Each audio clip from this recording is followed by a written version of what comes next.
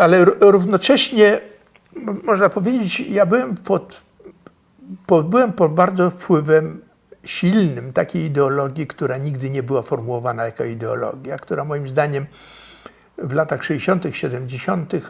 była być może najpotężniejszą ideologią lewicową. To znaczy, to się wiązało ze słowem, którym konwergencja. To znaczy, że istniało głębokie przekonanie po 1956 roku, po tej tak zwanej destalinizacji, prawda, że mimo zahamowań, mimo cofnięć, takich jak w Polsce, to był oczywisty regres, był oczywisty, że nieuchronne jest pójście świata komunistycznego, sowieckiego ku większej liberalizacji, demokratyzacji, większemu urynkowieniu przy zostawieniu własności społecznej, prawda, czyli przy socjalizacji równocześnie.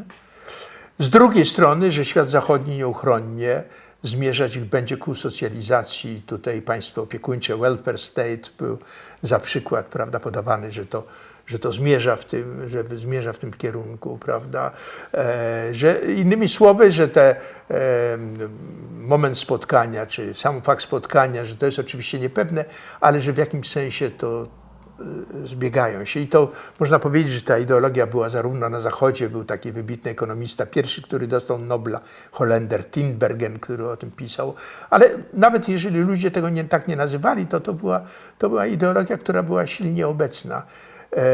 I z drugiej strony był Andrzej Sacharow, który po prostu głosił takie w Rosji, ale to była bardzo rozpowszechniona idea i typ nadziei.